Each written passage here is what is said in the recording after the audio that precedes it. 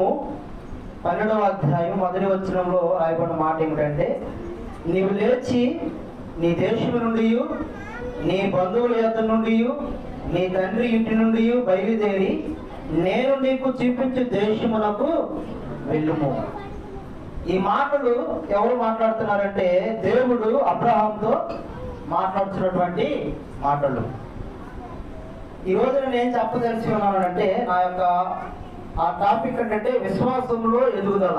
ఏంటంటే దాని టాపిక్ పేరు విశ్వాసంలో ఎదుగుదల.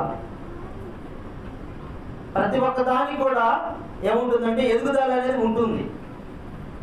మన జీవితంలో అలాగనే క్రైస్తవ జీవితంలో అలాగనే ప్రాముఖ్యంగా విశ్వాసంలో మనము ఏం చూపించాలంటే ఎదుగుదల అనేది మనము చూపిస్తున్నామా లేదా. ఈ ఎదుగుదల గురించి నేను 2 పాయింట్లుగా నేను తెలియజేస్తాను. నేను చాలా పాయింట్ పెట్టుకోవచ్చు, కానీ నాకున్నటువంటి సమయాన్ని బట్టి మనకున్నటువంటి అవకాశాన్ని బట్టి నేను ఒక 2 మాటలు చెప్తాను. మొదటి దశ, విశ్వాసంలో మొదటి దశ ఏంటంటే పాపములో నుండి రక్షణలోకి. ఏంటంటే అది పాపములో నుండి రక్షణలోనికి. ఇది విశ్వాసానికి మొదటి దశ. ఇది విశ్వాసానికి మొదటి దశ. ఆ మొదటి దశలో ఉన్నటువంటి విషయాన్ని జ్ఞాపకం చేస్తారు. వాస్తవంగా మీరు బైబిల్ తిరిగేసి చదవనవసరం కానీ కీర్తనలు 51 కీర్తనలో కూడా ఏమని రాయబడిందంటే, దావీదుకి రాస్తాడు, తల్లి గర్భంలో ఉన్న ప్రతి వారు కూడా పాపం నుంచే నా తల్లి నన్ను కన్నది అని చెప్పేసి దావీదు కీర్తనకారులు తెలియజేస్తారు. అంటే నేనేం చెప్పదలుచుకున్నానంటే, ఈ భూమి మీద వచ్చినటువంటి ప్రతి వారు జన్మదారును లేకపోతే క్రియదారును లేకపోతే మాటదారును చూపుదారును ఏదో ఒక విధంగా ఏమైపోయారంటే పాపులుగా నిలబడి ఉన్నారు. మన మొదటి దశలోకి వెళ్ళాలంటే రక్షణ అనే దానికి మన మొదటి దశలోకి వెళ్ళాలి. దాని గురించి మీకు ఒక వ్యక్తిని తీసుకున్నాను. ఆ వ్యక్తి పేరంటే అబ్రహాము గారు.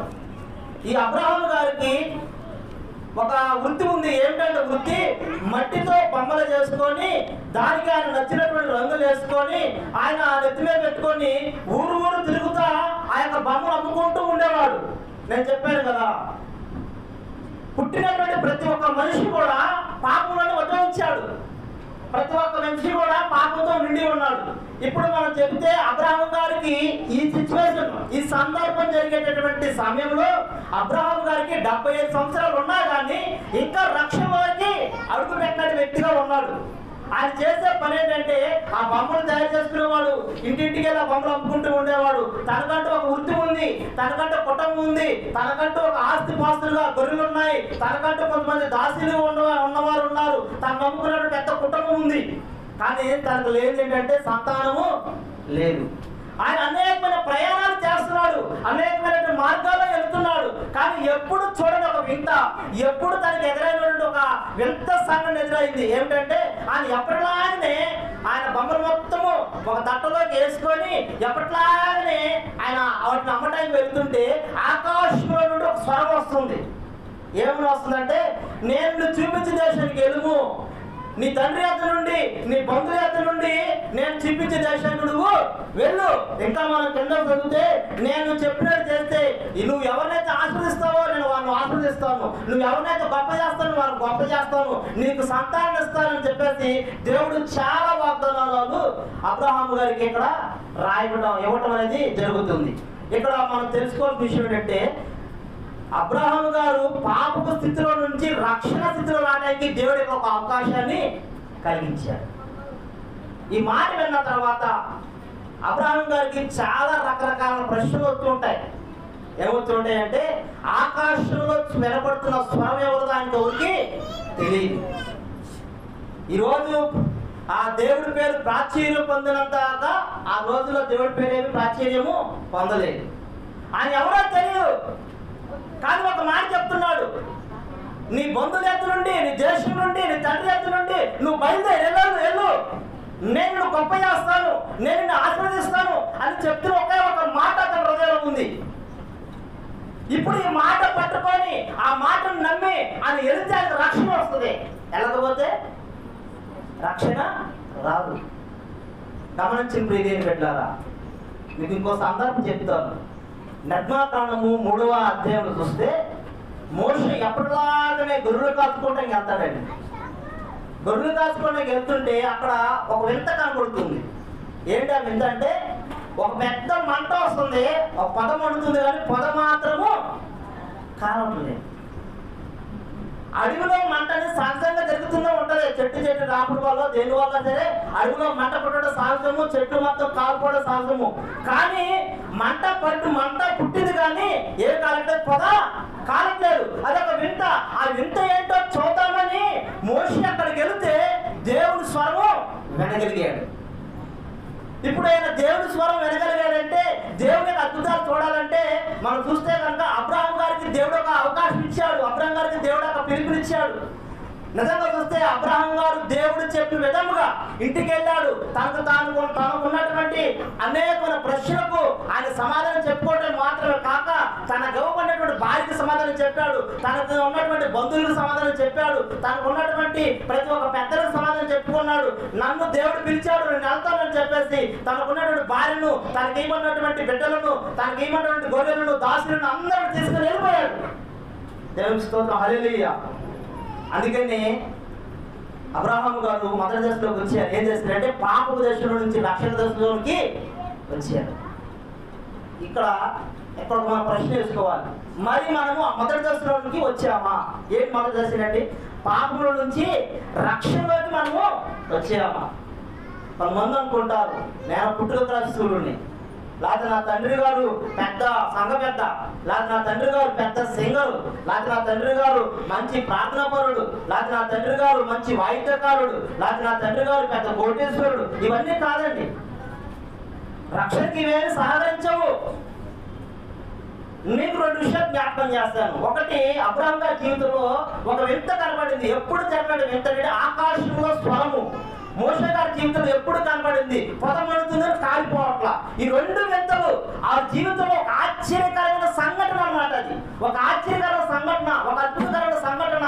అవి వాళ్ళ మనసులో హత్తుకున్నాయి. అందుకనే వారి దగ్గరకు వెళ్ళారు, చూశారు. కాబట్టి దేవుడు వారితో మాట్లాడాడు. కాబట్టి వారి జీవితంలోకి రక్షణ వచ్చింది. దేవుడు మనందరూ ప్రేమిస్తున్నాడు. అబ్రహాముని ఎలాగ ప్రేమిస్తున్నాడో నిన్ను అలాగే ప్రేమిస్తున్నాడు. మోషేని ఎలాగ ప్రేమిస్తున్నాడు, నిన్ను నన్ను కూడా అలాగే ప్రేమిస్తున్నాడు. నీ జీవితంలో కూడా దేవుడు రక్షణ పొందుకున్నామని అనేకమైనటువంటి ఆశ్చర్య కార్యాల ద్వారా నీ దగ్గరకు వచ్చాడు. అది నీకు గమనించావో లేదో? దేవుని స్తోత్రం, హల్లెలూయా. నిజమండి, దేవుడు అందరూ ప్రేమించిన మాట ఎంత వాస్తవమో, ఒక ఆశ్చర్యకరమైన మాట ద్వారా కావచ్చు, ఒక ఆశ్చర్యకరమైనటువంటి సంఘటన ద్వారా కావచ్చు, ఒక ఆశ్చర్యకరమైన వాక్యం ద్వారా కావచ్చు, ఎలాంటి ద్వారా సరే దేవుడు నీ దగ్గర కూడా దర్శిస్తున్నప్పుడు ఆ మాట నువ్వు కొట్టేయక, ఆ వాక్యాన్ని నువ్వు కొట్టువేయకుండా, ఆ సందర్భాన్ని నువ్వు కొట్టువేయకుండా, నీకు జరగాల్సిన ఒక యాక్సిడెంట్ ను తప్పించు, నీకు రావాల్సినటువంటి ఒక ప్రమాదాలను తప్పించు, నీకు ఇవ్వాల్సినటువంటి ఒక గొప్ప ఏదైనా సరే దాన్ని తప్పించైనా దాన్ని కావాల్సింది నీకు అందించైనా సరే దేవుడి జీవితం అనేక గొప్ప కార్యాలు చేశాడు. కాకపోతే మనం ఏం చేస్తామంటే వాటిని పట్టించుకోకుండా ముందుకు వెళ్తున్నాం. కాబట్టి మనం ఎక్కడి దాకా వెళ్ళకపోతున్నాం అంటే రక్షణ అనే దానికి వెళ్ళలేకపోతున్నాం. దేవుడి స్వరాన్ని వినేదాకా మనం వెళ్ళలేకపోతున్నాం. దేవుడి స్వారిలోకి మనము వెళ్ళలేకపోతున్నాం. కారణం ఏంటంటే అబ్రహాము మోషే దాన్ని గమనించి ఆగినంతగా, దాన్ని గమనించి వారు అందులో ఉన్నటువంటి అర్థాన్ని వారు తెలుసుకున్నంతగా మనం ఏం చేయలేకపోతున్నాం అంటే అక్కడ దాకా మనము వెళ్ళలేకపోతున్నాం. గమనించండి, కీర్తన గ్రంథం 34 కీర్తనలో ఏ రాబడిందంటే యెహోవా ఉత్తముడని రుచి చూసి తెలుసుకునుడి అని రాయబడింది. ఏంటంటే యెహోవా ఉత్తముడని ఎలా చూడాలంట? రుచి చూసి తెలుసుకోవాలి. కూర వండుతుంటే చాలా మంది వెళ్తారు, వెళ్ళిన తర్వాత ఈ ముక్క బాగుంది తిని అంటారు. బాగుందా? బాగుంది, నువ్వు కూడా చూడు అంటారు. మళ్ళీ ఎందుకని ఆ టేస్ట్ అంటే నాకు ఒక్కడికే కొంచెం పర్లేదు, నువ్వు కూడా ఒకసారి చూడు నీకు ఎట్టుందో ఏంటండి. ఎవరికైనా సరే ఆ టేస్ట్ అంటే నీ అంతగా నువ్వు చూసేంత వరకు కూడా దాని యొక్క రుచి, దాని యొక్క ఫలితాలు ఏంటో నీకు తెలియదు. నీకు తెలియాలంటే నీ నోటితో నువ్వు చూడాలా. రక్షణ అనేది కూడా అంతేనండి, ఎవరో పొందుకుంటూ వచ్చేది కాదు, ఎవరో ఇస్తే వచ్చేది కాదు, నీ అంతగా నువ్వు తెచ్చుకోవాలి. ఇశ్రాయేలు ప్రజలు ఐగుప్తు నుండి కనాను దేశం ప్రయాణం అవుతున్న సందర్భంలో దేవుడి మహిమను చూస్తూ వెళ్తున్నారు. వాళ్ళకి తిండి కోసము ఒరుగులో లేకపోతే గోధుమలో మొత్తం సంచులు వేసుకుని వెళ్ళట్లా. వాళ్ళు నడిచినంత వాళ్ళు నడుస్తున్నారు. ఆకలి అనగానే అక్కడ డేరా వేసుకుంటున్నారు. దేవుడికి ప్రార్థన చేస్తున్నాడు. దేవుడు పొద్దున్నే మన్నా అనేటువంటి ఆకాశం కురిపిస్తాడు. ఆ మన్నాని ఆ రోజంతా ఎంత కావాలో అందరు వెళ్ళి ఆ మన్నాని వాళ్ళు దోసిట్లోనో సంచుట్లోనో లేకపోతే తపాలలోనో దేవుదాన్ని తోడుకొని ఇంట్లో తీసుకొచ్చుకొని ఆ రోజంతా తింటున్నారు, దాచుకుంటున్నారు. మళ్ళీ తెల్లరిపోతున్నాయి, మరలా మన్నా కురిపిస్తేనే వారికి ఆకలి తీరేది. అంటే దేవుని యొక్క ఆశ్చర్యమైన కార్యాలతో, దేవుని యొక్క శక్తితో వారి ప్రయాణం సాగుతుంది. అటువంటి గుంపులోనే ఉన్నాడండి ఆకాను. ఆకాను ఉన్నాడు, కానీ ఆకానికి అందరిలాగా రక్షణ అనేది రాలేదు. దేవుడు చెప్పిన మాటలు 6 లక్షల మంది ప్రజలు, సైనిక బలం ఉన్నటువంటి ఆ ఇశ్రాయేలు ప్రజలు అందరూ దేవుని మాట తప్పలేదు, కానీ ఆకాను మాత్రము తప్పేశాడు. కారణం ఏంటంటే యెహోవా గొప్పవాడు అంటే ఆకాను కూడా గొప్పవాడు అన్నాడు. యెహోవా మహిమ కలిగిన వాడు అని అంటే ఆయన కూడా యెహోవా మహిమ కలిగిన వాడు అన్నాడు. కానీ తనంతట తాను యెహోవా ఉత్తముడైన రుచి చూసి తెలుసుకోలేకపోయాడు. అందుకనే ఈ రోజు మనం జ్ఞాపకం చేసుకోవాల్సినట్టు మొదటి దశలో నేను ఉన్నానా లేనా, మొదటి దశ రక్షణలోకి రావాలి. ఇంకొక విషయాన్ని జ్ఞాపకం చేసి నేను ఈ మొదటి దశ నువ్వు రెండో దశలోకి వెళ్ళవు. ఇంకొక మాట ఏంటంటే అబ్రహాంకి దేవుడు చెప్పాడు, అబ్రహాము నీ దేశం నుండి, నీ బంధువుల యొద్ద నుండి, నీ ఇంటి నుండి చేరిపోవన్నాడు.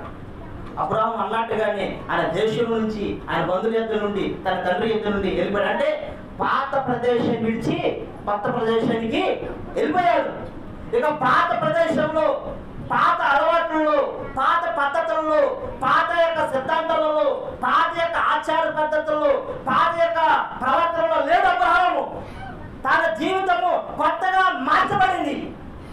ఈరోజు నిజంగా నీకు నాకు రక్షణ వచ్చింది అని అంటే ఒకే ఒక్క సూచిక నీలో కనపడాలంటే, నువ్వు రక్షణ పొందాలంటే రక్షణ పొందక ముందు ఉన్న నీ యొక్క అలవాట్లు మార్చబడాలి, రక్షణ పొందక ముందు ఉన్న నీ మాటలు మార్చబడాలి, రక్షణ పొందక ముందు ఉన్నటువంటి నీ సిద్ధాంతాలు మార్చబడాలి, రక్షణ పొందక ముందు ఉన్నటువంటి నీ అలవాట్లు మార్చబడాలి. ఒకవేళ రక్షణ పొందిన తర్వాత కూడా అవే మాటలు, అవే చేష్టలు ఉన్నట్లయితే నువ్వు ఎలా రక్షణ పొందిన వాడి గుంపులో చేర్చబడతావు? చేర్చబడటానికి అవకాశము లేదు. కాబట్టి ఆలోచన చేసుకోవాలి. నేను మొదటి దశకు వచ్చానా లేదా, రక్షణలోకి వచ్చానా లేదా అని తెలుసుకోవాలంటే ముందుగా నువ్వేం చేయాలంటే పాతలో ఉన్నటువంటి రక్షణ పొందుకున్నటువంటి నీ క్రియలను ఇప్పుడు మార్చబడ్డాయా లేవా? ఒకవేళ అవే క్రియలను కొనసాగిస్తున్నట్లయితే ఇంకా నువ్వు మొదటి దశలోనికి రాలేదు. రెండవ దశలోకి మనం వెళితే, రెండవ దశ ఏంటంటే దేవుని చిత్తాన్ని గ్రహించగలటువంటి దశ. రెండవ దశ గురించి నేను కొన్ని విషయాలు చెప్పేసి ముగిస్తాను. ఆదికాండము 22వ అధ్యాయము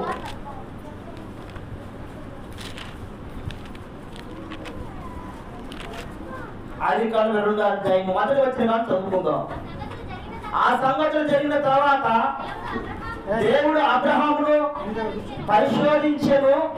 ఎట్లనగా ఆయన అబ్రహామా అని పిలువగా అతడు చిత్తము ప్రభువా అనేను.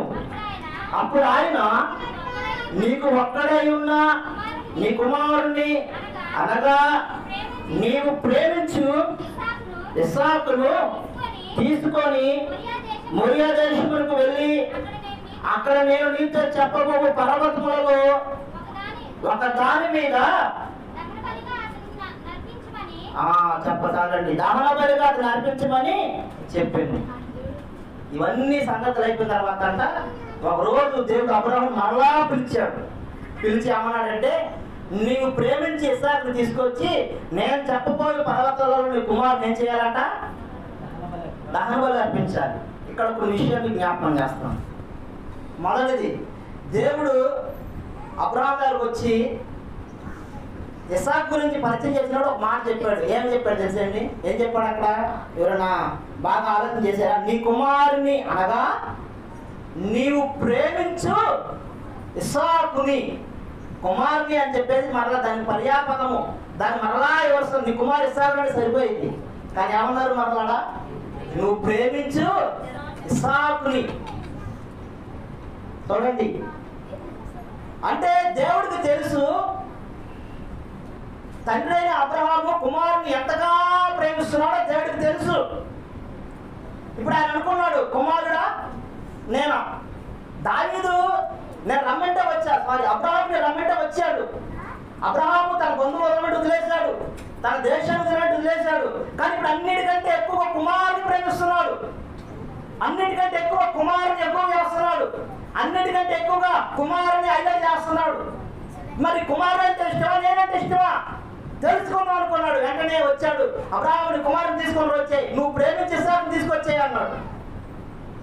వెంటనే మనం అక్కడ కింద వచ్చిన వాళ్ళు చూస్తే కనుక 3వ వచనంలో చూస్తే, తెల్లవారినప్పుడు అబ్రహాము లేచి, చాలండి ఇప్పుడు అంటే తెల్లవారినప్పుడు అంటే దేవుడు అబ్రహాముతో మాట్లాడిన సమయం ఏంటి మీకు అర్థమైందా? రాత్రి. ఎప్పుడండి? రాత్రిపూట మాట్లాడాడు. రాత్రిపూట వచ్చి చక్కగా ఒక భయంకరమైన మాటను అబ్రహాము చెవిలో వేసేసాడు. ఇప్పుడు ఆ రాత్రి అంతా అబ్రహాము చాలా బాగా నిద్రపోయి ఉంటాడండి. నిద్రపోయి ఉంటాడా? ఎంత బాధ కలుగుంటుందో అబ్రహాముకి. దేవుడు ఏంటి ఒకేసారి ఎలా అడిగాడు, నేను ప్రేమించే కుమారుడిని, నేను ప్రేమించే సార్ నిశ్చయమన్నాడు అని చెప్పేసి రాత్రి ఎంత ఆవేదన పడ్డాడు, రాత్రి ఎంత ఇది చేశాడు. ఆ యొక్క భయంకరమైన స్థితిని మనం ఒకసారి ఆలోచన చేస్తే అది చాలా వేదన పడి ఉంటాడు. అది దేవుడు కావాలా, వీడు కుమారుడు కావాలా అనేటువంటి ఒక ప్రశ్న మనం ఏమంటారు తెలుసా? నాకు 2 కావాలన్న. ఏమండి?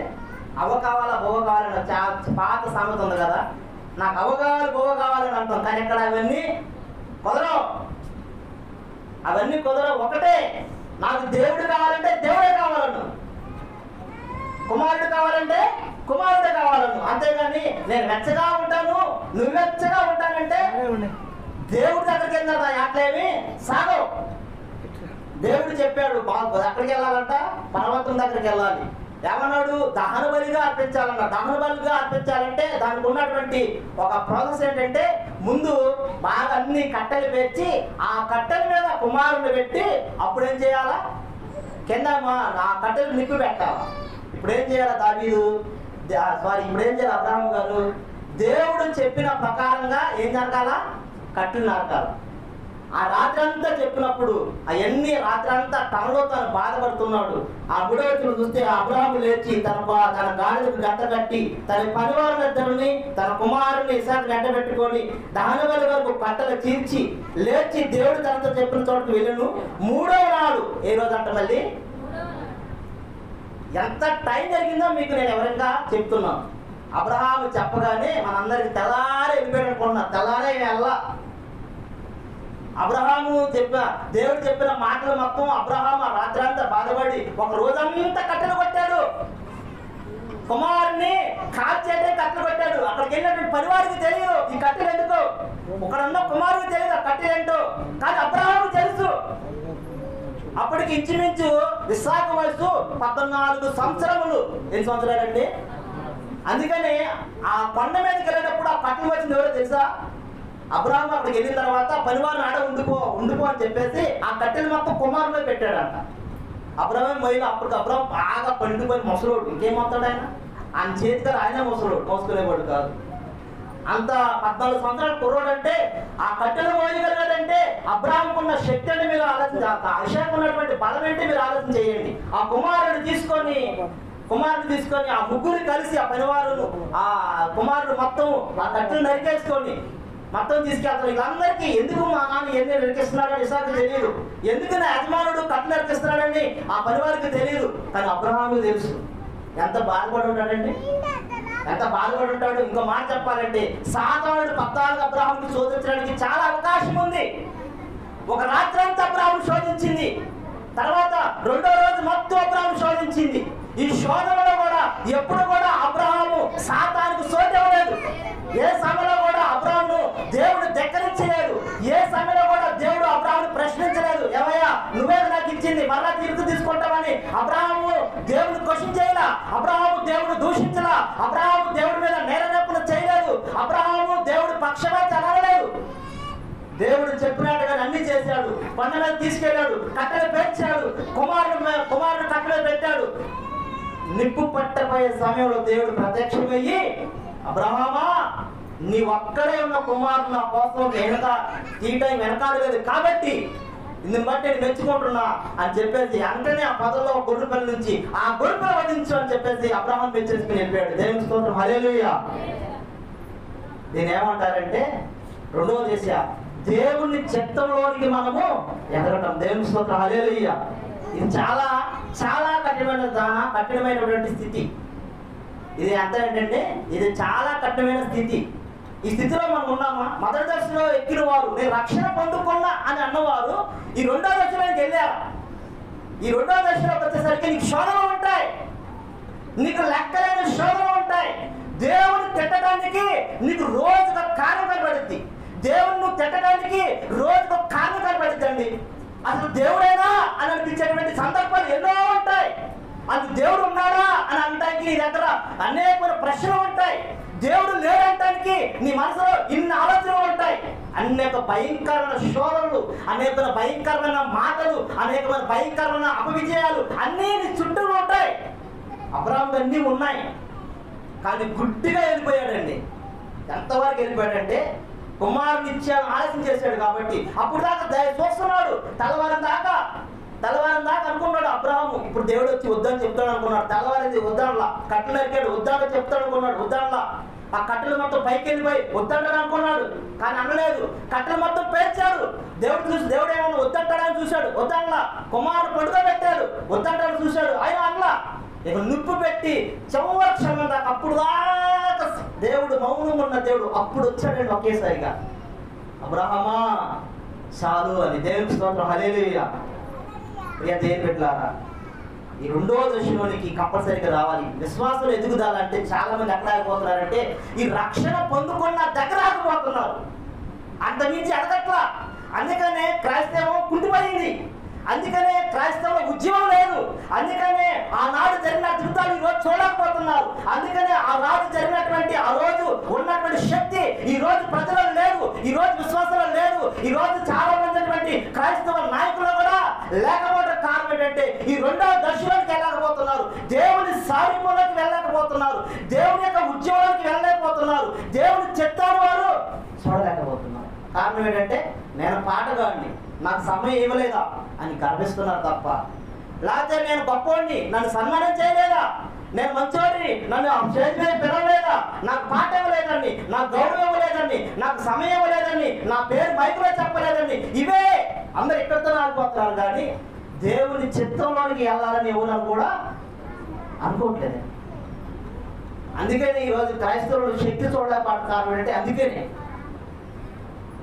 ఈరోజు ఏదైనా సందర్భం వస్తే, దేవుని తిట్టడానికి సందర్భం వస్తే కనుక అసలు దేవుడు ఉన్నాడా, అయ్యగారు దేవుడు ఉన్నాడా, మాకు ఇన్ని బాధలు పెడుతున్నాడు, దేవుడు ఏం చేస్తున్నాడు, అదేంటండి అయ్యగారు అన్ని మాకే వస్తున్నాయండి, అన్ని తిప్పలు మాకే ఏంటి అని ఎన్నో సందర్భాలు. దేవుని తిట్టే సందర్భం అబ్రాహాముకి ఇంత దౌరం వచ్చిందండి. ఇన్నిసార్లు వచ్చిన రాత్రి అంతా తెల్లవారంతా అన్నిసార్లు వచ్చినాయి, కానీ ఒక్క మాటైనా దేవుని తిట్టాడా? ఎట్లా? తనకున్న కుమారుని కోల్పోతున్నాడని తెలిసినా కూడా అబ్రహాము దేవుడిని తిట్టకుండా దేవుడి చిత్తం అని చెప్పేసి ఎదురు చూశాడు. అలాంటి వ్యక్తి బైబిల్ ఇంకొక వ్యక్తి ఉన్నాడు, ఏదో తెలిసాడు, ఆయన యోబు. అయ్యా నీ యొక్క కుమారులు చచ్చిపోయారంటే ఏమన్నాడు? యెహోవా ఇచ్చాను, యెహోవా తీసుకెళ్ళాడు. అయ్యా నీ ఆస్తులు మాస్తులు అన్ని పోయాయా అంటే యెహోవా ఇచ్చాడు. అయ్యా నీ పశువులు గాడిదలు గొర్రెలు మొత్తం పోయినాయంటే యెహోవా ఇచ్చాడు. చివరికి ఆరోగ్యం పోయింది, అప్పుడేమన్నాడు? యెహోవా ఇచ్చాడు. ఏమన్నా మాట్లాడాడండి? మన మూల పురుషులు విశ్వాసంలో ఎంత గట్టిగా ఉండాలి, విశ్వాసంలో ఎంత గట్టిగా నిలబడాలి అని మనం తెలియజేస్తుంటే మనం ఎక్కడ జరుగుతుంది అక్కడ. అయ్యా నువ్వు ఉన్నావా? అవి దేవుడు లేడు, ఏమి లేడు, మాకు ఇంత అన్యాయం జరుగుతుంది, దేవుడు కళ్ళు మూసుకుంటాడా? దేవుడు మాట్లాడే దాకా నువ్వేం చేయాలా? నిలబడాలి. నేను మన మధ్య ఒక వీడియోలో ఆన్లైన్లో ఒక వీడియో చూశాను. ఒక తండ్రి పిల్లవాడు పిలుస్తున్నాడు, చిన్న పిల్లవాడు అప్పుడే తప్పనట్లు వేస్తున్నాడు. ఆడుంటే వెళ్ళాడు, ఆ తండ్రి చూసి పిల్లవాడు ఉరికి వస్తుంటే డాడీ రా డాడీ రా డాడీ డాడీ డాడీ అంటున్నాడు. అతను 2 అడుగులు వేసుకొచ్చి పిల్లవాడు ఆగిపోతుంటే మళ్ళీ రా అంటున్నాడు. దగ్గరకు వచ్చి ఎక్కువ దూరం వెళ్ళిపోతున్నాడు, మళ్ళీ రా అంటున్నాడు. కుమారుడు తీసుకొచ్చేసి చిన్నపిల్లాడికి ఆగిపోయినాడు. మరలా చెప్తున్నాడు రా డాడీ రా డాడీ రా డాడీ ఎత్తుకోండి రా డాడీ అంటే మళ్ళీ 2 అడుగులు వేస్తున్నాడు. ఎట్టగట్ట చివరికి వచ్చేసాడు. రాగానే ఎత్తేసుకున్నాడు. దేవుడికి తెలిసాడు ఎప్పుడు ఎత్తుకోవాలి, కాకపోతే నువ్వు నడవాలి, నువ్వు ఆ గమ్యాన్ని ఛాలెంజ్ చేసుకోవాలి. నువ్వు విన్నవాలంటే నువ్వు ఎక్కడైతే పోరాటం పెట్టావో అక్కడే వచ్చి దేవుడు ఎత్తుకోడు. అక్కడే ఎత్తుకుంటే నీ పరీక్షకు, నీ విశ్వాసానికి పరీక్ష ఏది? నువ్వు అందరికంటే గొప్పవాడని రుజువేది? నీ నమ్మకానికి పరీక్ష ఏది? నీ జ్ఞానానికి పరీక్ష ఏది? నువ్వు వాడికంటే గొప్పవాడిగా ఉండాలంటే నీకంటూ నీతేది కావాలి. కాబట్టి నువ్వు నిందల్లో వచ్చినా కానీ దేవుడు చూస్తుంటాడు. కాబట్టి నువ్వు రాగిపోతున్నప్పుడు మరలా దేవుడు ప్రత్యక్షమే రా రా అంటాడు. వాక్యం చేత బలపరుస్తాడు, విశ్వాసం చేత బలపరుస్తాడు, అనేక మంది చేతని బలపరుస్తాడు. మరలా నువ్వు శక్తిని కూడబెట్టుకొని నువ్వు నడగలిగితే దేవుడు అద్భుతాలు నువ్వు చూడగలుగుతావు. దేవుడు ఇచ్చేటువంటి అద్భుతాలు నువ్వు చూడగలుగుతావు. అబ్రహాము తన జీవితంలో ఆయన చేశాడు కాబట్టి ఆయన నీతిమంతుడయ్యాడు. అలా చేశాడు కాబట్టి విశ్వాసానికి మూల పురుషుడయ్యాడు. ప్రియ దేవుని బిడ్డలారా, ఈ రోజు మన జీవితంలో అనేకమైన వేదనలు రావచ్చు, అనేకమైన ఇబ్బందులు రావచ్చు. నేను చెప్పేది ఒకటే, నీ విశ్వాసంలో నువ్వు ఎదుగుదల చూపించగలిగితే, నాకు కాదు చూపించాల్సింది, నీ కుటుంబానికి కాదు చూపించాల్సింది, నువ్వు దేవుడికి చూపించు. నువ్వు ఎంత నీతి కొంటున్నావో, ఎవడో నాకు తీర్పు ఇవ్వాలి, ఎవడో నాకు గిఫ్ట్ ఇవ్వాలి, ఇది అనుకోవద్దు. ఇవి అనుకోవద్దు అసలుకి. నేను ఒకరు నువ్వు ప్రతిరోజు ఉపవాసం ఉంటున్నా, ఎవరు వచ్చి నేను పొగట్లేదు అనే మాట నీకు వద్దు. ఎవడో పొగడాలి, ఎవడో గణపరచాలి, నేను ఇన్ని రోజులు ఉపవాసం ఉంటున్నా, లేకపోతే నేను ఇన్ని రోజులు కానుకలు ఇస్తున్నా, లేకపోతే ఇంత పాత్ర చేస్తున్నా, నన్ను ఎవరు మెచ్చుకోలేదని చెప్పేసి మనుషుల మెప్పుతో కాదు నువ్వు చూడాల్సింది. మనుషుల మెప్పును చూస్తే కనుక నీ విశ్వాసంలో బలపడలేదు. నువ్వు ఎవరికెళ్ళి చూడాలి? దేవుడికి చూడాలి. నువ్వు ఎన్ని రోజులు ఉపవాసం ఉన్నా కానీ క్రెడిట్ నీకు దేవుడి వాళ్ళు చూడు. నువ్వు ఎన్ని రోజులు ఎంత కానికేసినా ఏ పక్కన కాదు, దేవుడు చూసేంత వరకు, దేవుడు మాట్లాడేంత వరకు నువ్వు మౌనంగా ఉండు. ఆయన మాట్లాడే అంతవరకు నువ్వు మౌనంగా ఉండు.